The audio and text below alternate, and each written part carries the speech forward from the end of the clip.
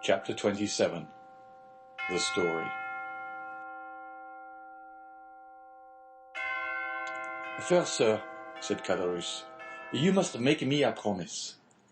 "What is that?" inquired the abbé. "Why, if you ever make use of the details I am about to give you, that you will never let anyone know that it was I who supplied them, for the persons of whom I am about to talk are rich and powerful, and if they only laid the tips of their fingers on me, I should break to pieces like glass." "Make yourself easy, my friend," replied the abbé. "I am a priest, and confessions die in my breast. Recollect, our only desire is to carry out in a fitting manner the last wishes of our friend. Speak, then, without reserve, as without hatred. Tell the truth, the whole truth. I do not know, never may know, the persons of whom you are about to speak. Besides, I am an Italian, and not a Frenchman, and belong to God and not to man, and I shall shortly retire to my convent, which I have only quitted to fulfill the last wishes of a dying man." This positive assurance seemed to give Caderousse a little courage. "Well, then, under these circumstances," said Caderousse, I even believe I ought to undeceive you as to the friendship which poor Edmond thought so sincere and unquestionable." "Begin with this, father, if you please," said the abbé. "Edmond talked to me a great deal about the old man, for whom he had the deepest love." "The history is a sad one, sir," said Caderousse, shaking his head. "Perhaps you know all the earlier part of it." "Yes," answered the abbé. "Edmond related to me everything until the moment when he was arrested in a small cabaret close to Marseille." "At La Réserve? Oh, yes, I can see it all before me this moment." "Was it not his betrothal feast?" "It was, and the feast that began so gaily had a very sorrowful ending. A police commissary, followed by 4 soldiers, entered, and Dante was arrested." "Yes, and up to this point I know all," said the priest.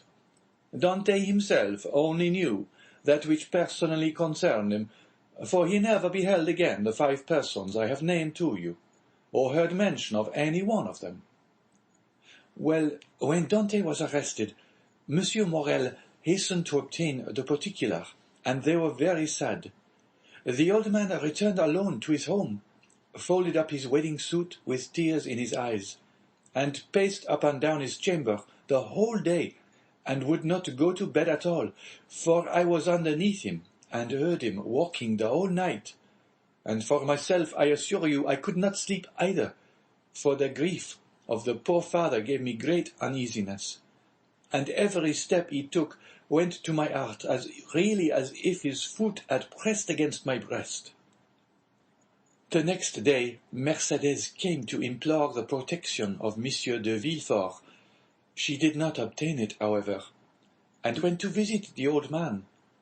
When she saw him so miserable and heartbroken, having passed a sleepless night, and not touched food since the previous day, she wished him to go with her, that she might take care of him.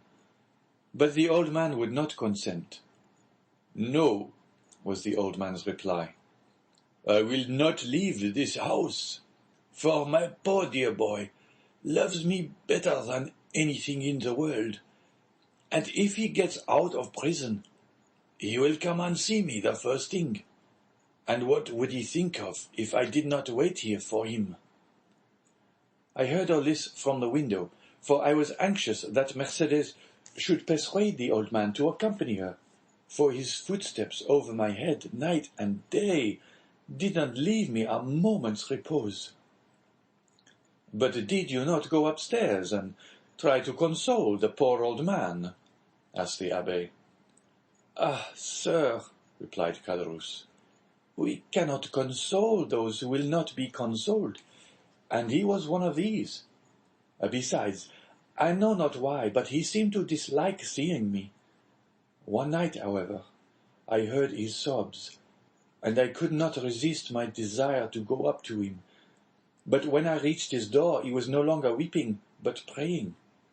I cannot now repeat to you, sir, all the eloquent words and imploring language he made use of. It was more than piety. It was more than grief.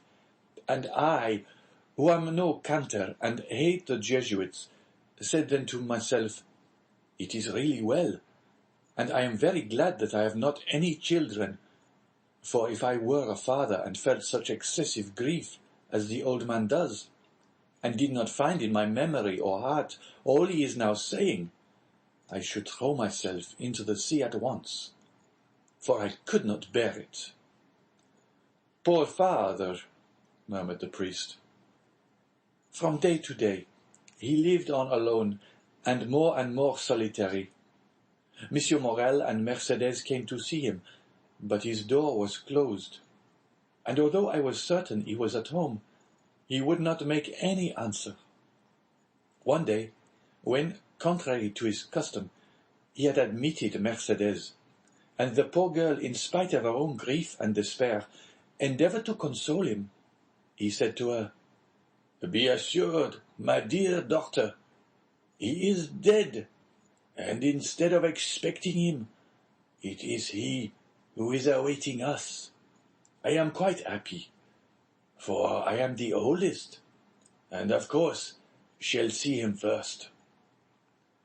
However well-disposed a person may be, why, you see, we leave off after a time seeing persons who are in sorrow.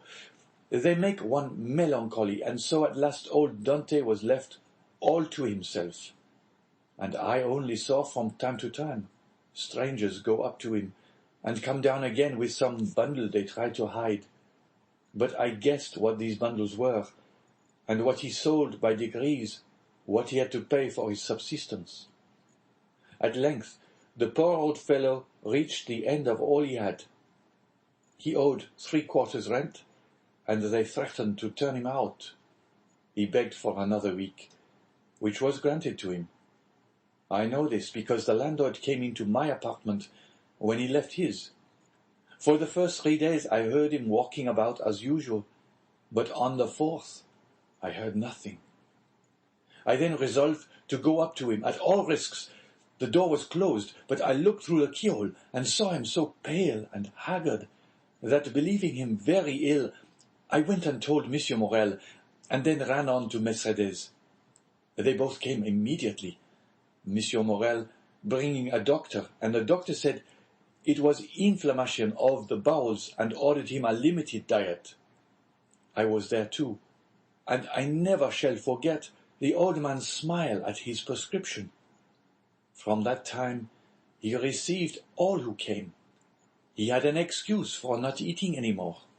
The doctor had put him on a diet. The abbé uttered a kind of groan.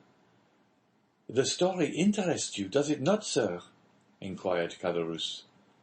"Yes," replied the abbé. "It is very affecting."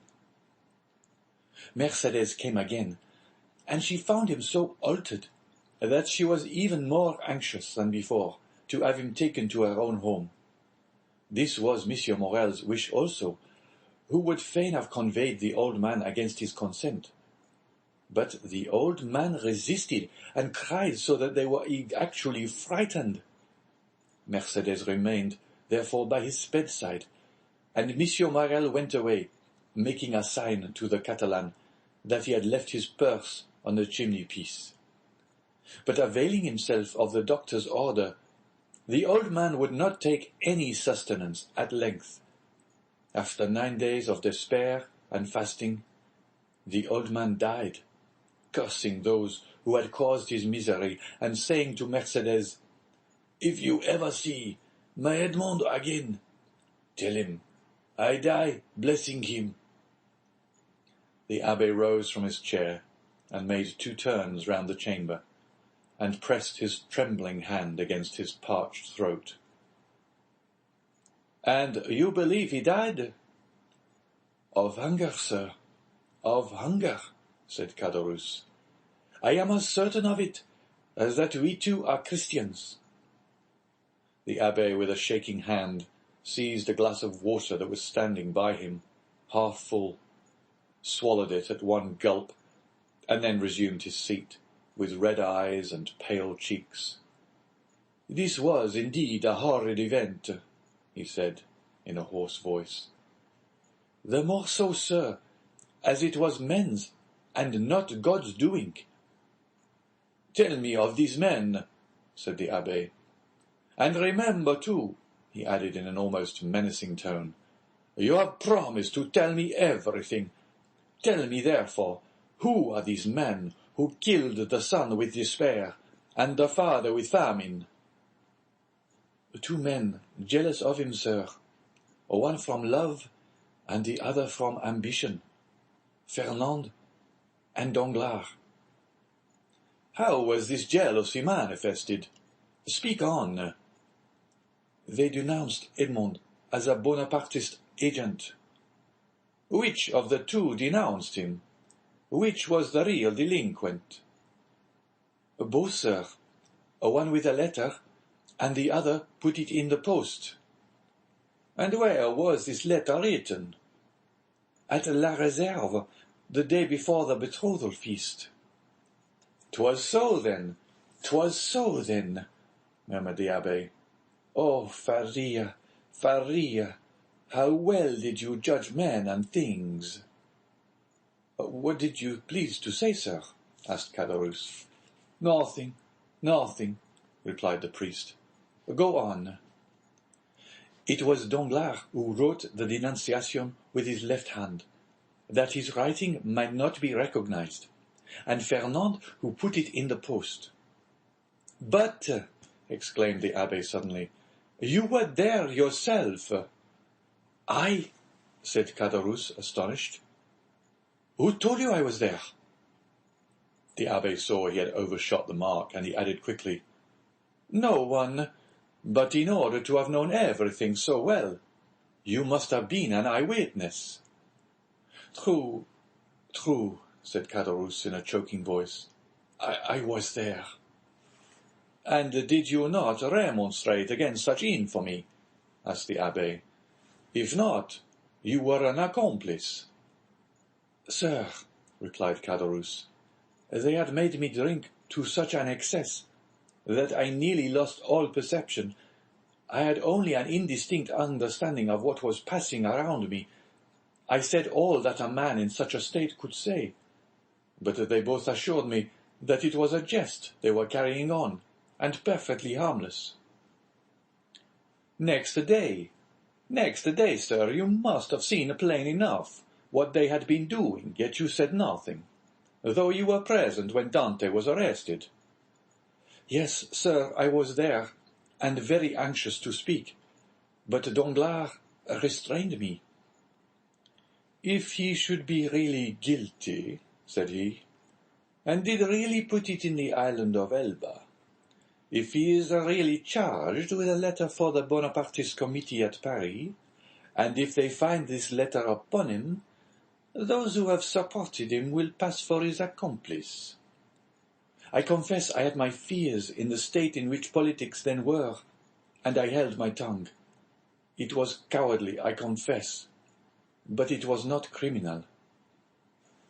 "I understand you allowed matters to take their course. That was all." "Yes, sir," answered Caderousse, "and remorse preys on me night and day. I often ask pardon of God, I swear to you, because this action, the only one with which I have seriously to reproach myself in all my life, is no doubt the cause of my abject condition. I am expiating a moment of selfishness, and so I always say to La Carconte, when she complains, 'Hold your tongue, woman, it is the will of God.'" And Caderousse bowed his head with every sign of real repentance.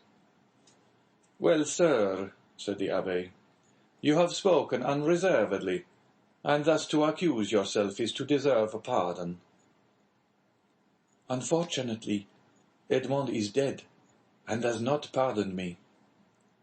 "He did not know," said the abbé.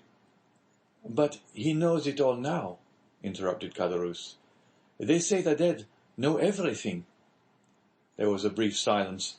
The abbé rose and paced up and down pensively, and then resumed his seat. "You have 2 or 3 times mentioned a Monsieur Morel," he said. "Who was he?" "The owner of the Pharaon and patron of Dante." "And what part did he play in this sad drama?" inquired the abbé. "The part of an honest man, full of courage and real regard. 20 times he interceded for Edmond. When the emperor returned, he wrote, implored, threatened, and so energetically that on the second restoration he was persecuted as a Bonapartist. 10 times, as I told you, he came to see Dante's father and offered to receive him in his own house. And the night or 2 before his death, as I have already said, he left his purse on the mantelpiece with which they paid the old man's debts and buried him decently. And so Edmond's father died, as he had lived, without doing harm to anyone. I have the purse still by me, a large one made of red silk." "And," asked the abbé, "is Monsieur Morel still alive?" "Yes," replied Caderousse. "In that case," replied the abbé, "he should be rich, happy." Caderousse smiled bitterly. "Yes, happy as myself," said he.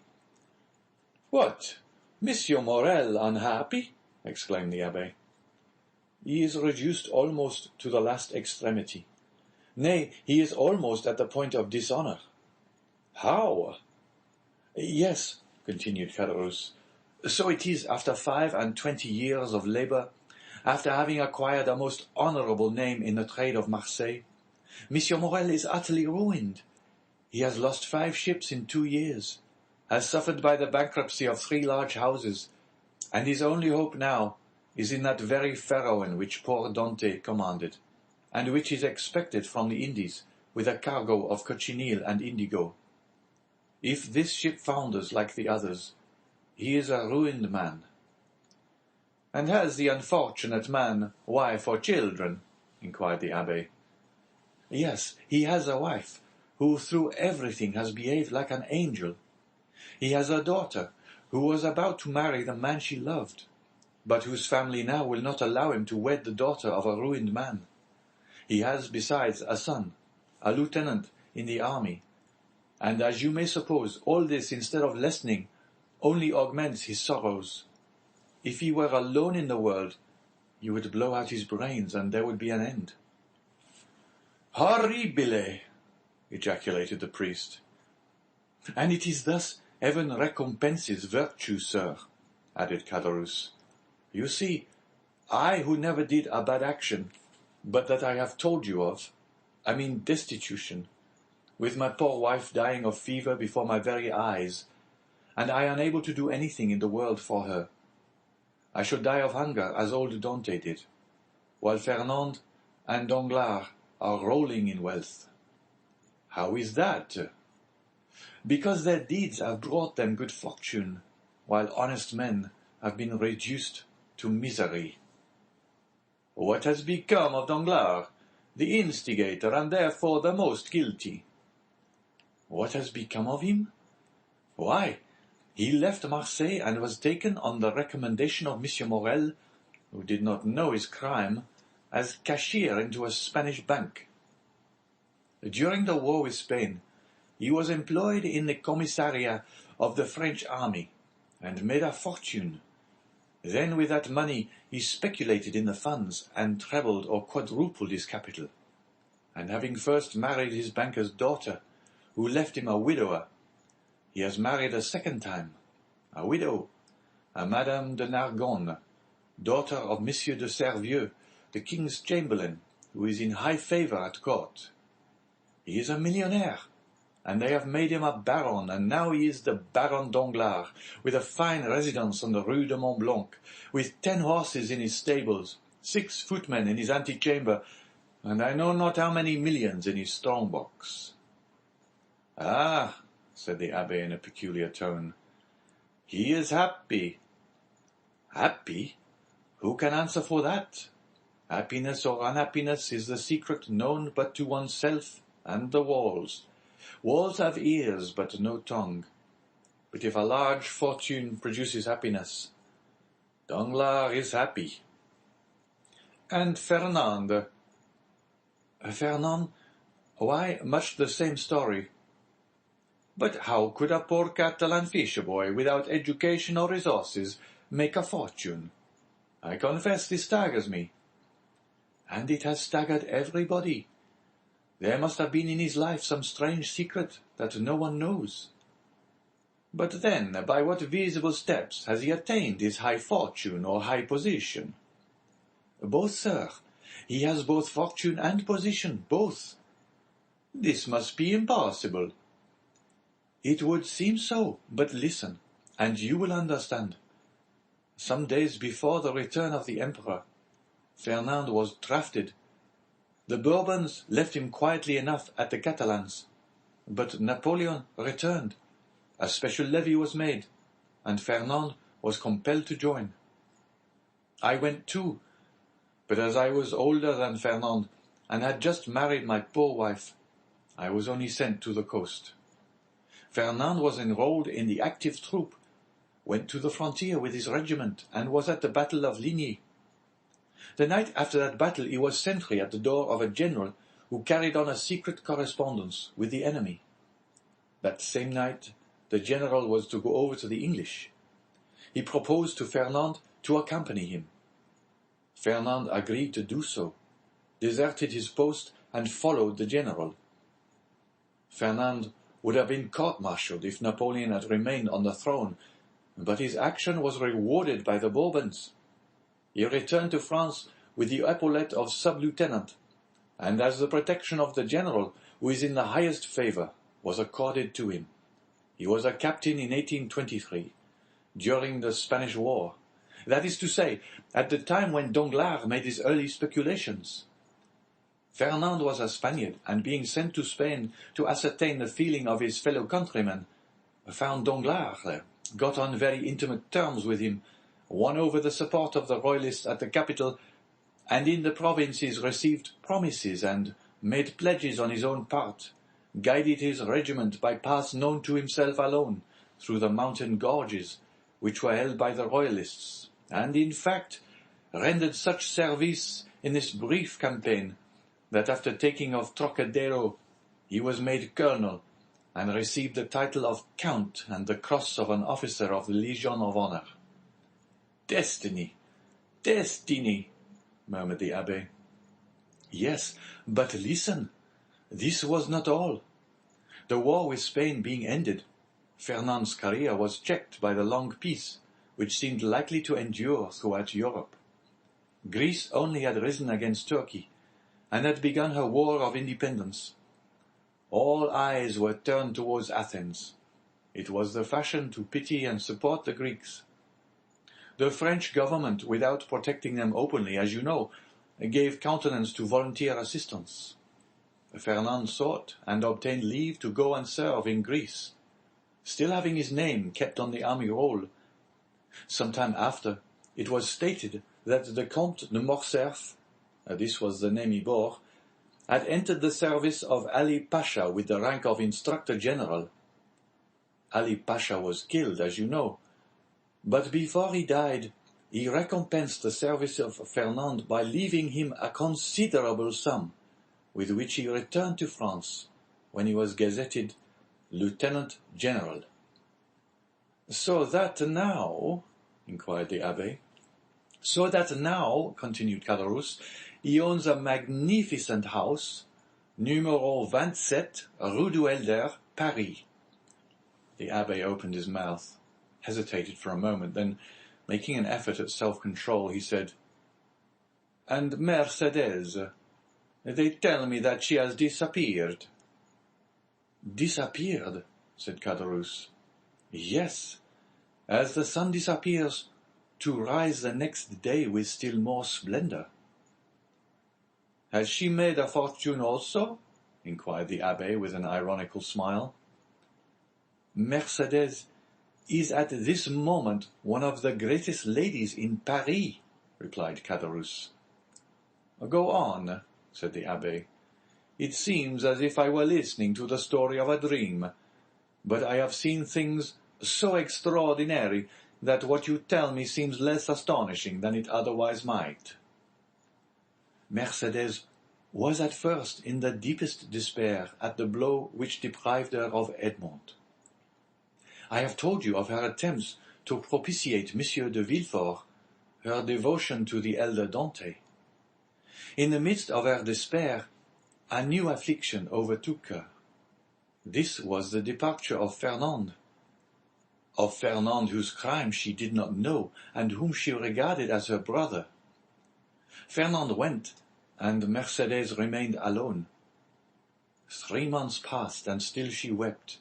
No news of Edmond, no news of Fernand, no companionship save that of an old man who was dying with despair. One evening, after a day of accustomed vigil at the angle of 2 roads leading to Marseille from the Catalans, she returned to her home more depressed than ever. Suddenly, she heard a step she knew, turned anxiously around.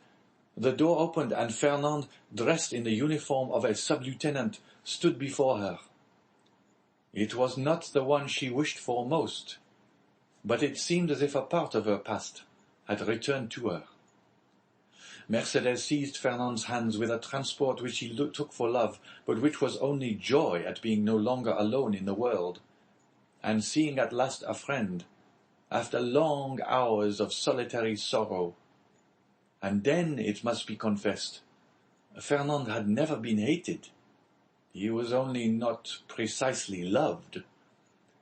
Another possessed all Mercédès' heart. That other was absent, had disappeared, perhaps was dead. At this last thought, Mercédès burst into a flood of tears, and wrung her hands in agony. But the thought, which she had always repelled before when it was suggested to her by another, came now in full force upon her mind. And then, too, old Dante incessantly said to her, "Our Edmond is dead. If he were not, he would return to us." The old man died, as I have told you. Had he lived, Mercédès perchance had not become the wife of another, for he would have been there to reproach her infidelity. Fernand saw this, and when he learned of the old man's death, he returned. He was now a lieutenant. At his first coming, he had not said a word of love to Mercédès. At the second, he reminded her that he loved her. Mercédès begged for 6 months more in which to await and mourn for Edmond. "So that," said the abbé with a bitter smile, "that makes 18 months in all.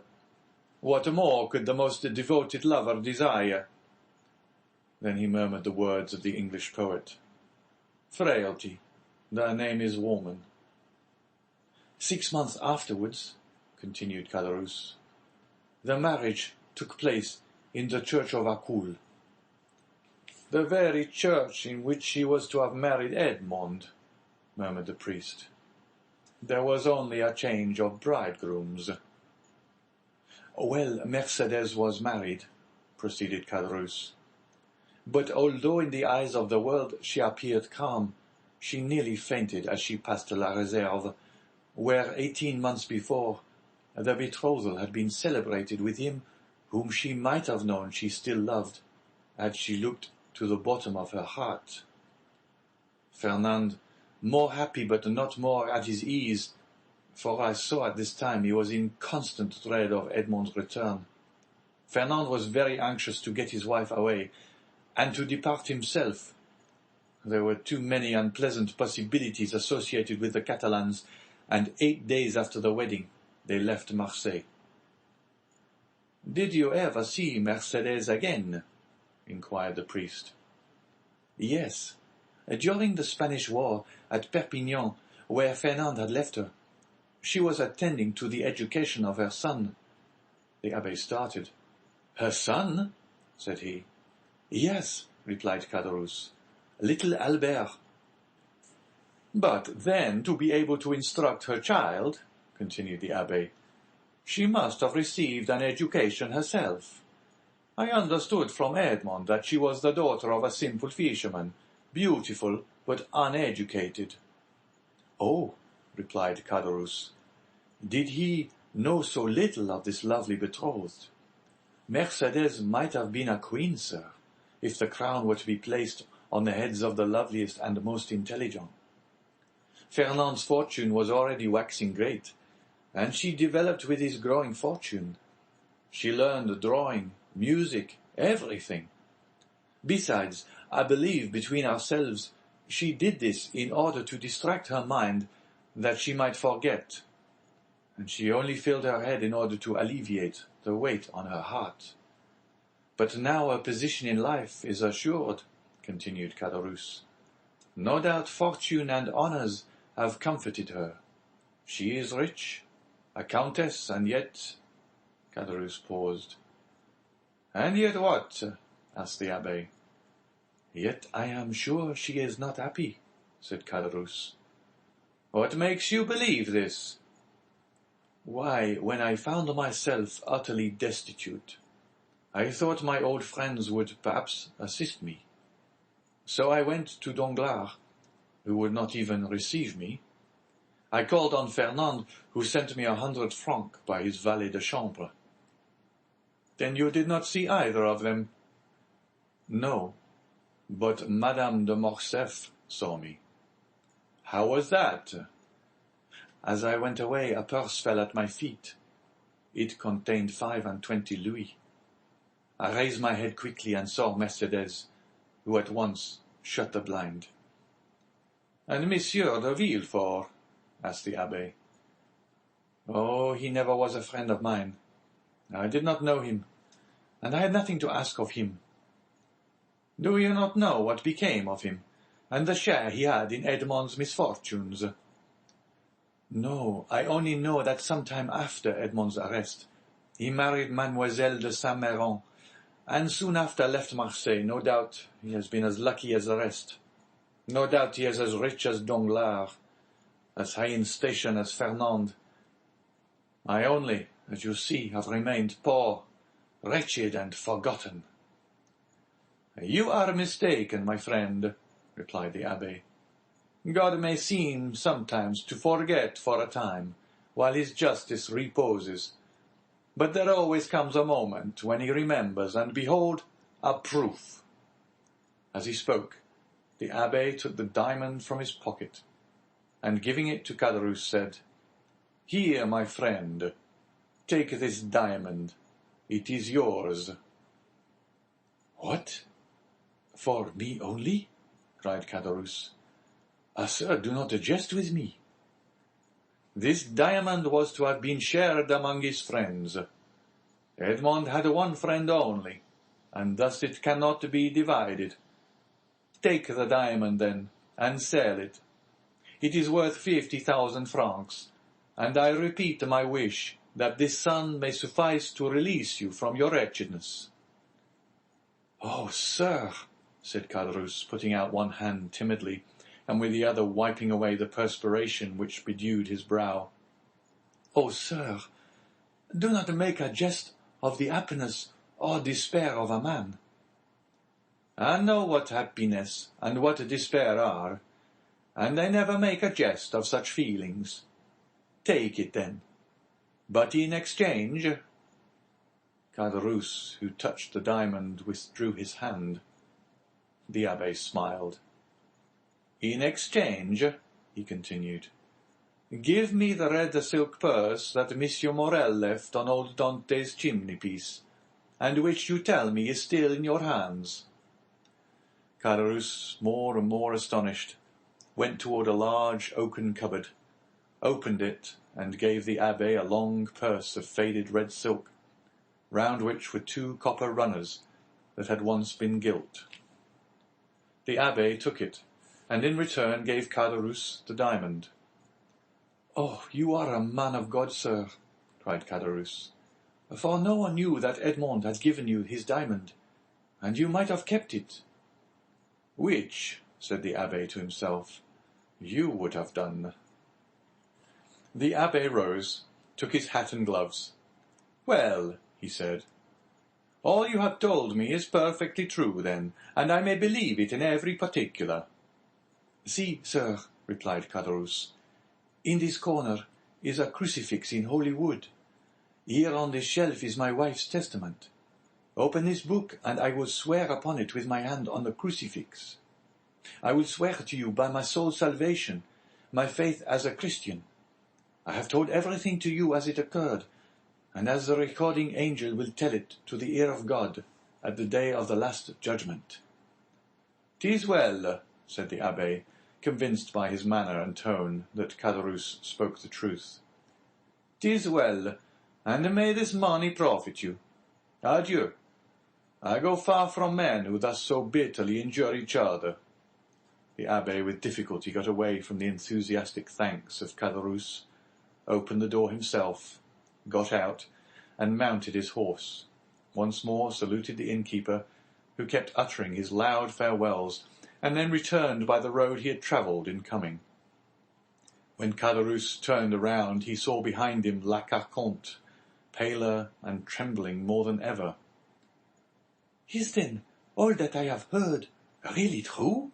she inquired. "What? That he has given the diamond to us only?" inquired Caderousse, half bewildered with joy. "Yes, nothing more true. See, here it is." The woman gazed at it a moment and then said in a gloomy voice, "Suppose it's false?" Caderousse started and turned pale. "False?" he muttered. "False? Why should that man give me a false diamond?" "To get your secret without paying for it, you blockhead!" Caderousse remained for a moment aghast under the weight of such an idea. "Oh," he said, taking up his hat, which he placed on the red handkerchief tied around his head, "we will soon find out." "In what way?" "Why, the fair is on at Beaucaire. There are always jewellers from Paris there, and I will show it to them. Look after the house, wife, and I shall be back in 2 hours." And Caderousse left the house in haste, and ran rapidly in the direction opposite to that which the priest had taken. 50,000 francs, muttered La Carconte, when left alone. "It is a large sum of money, but it is not a fortune."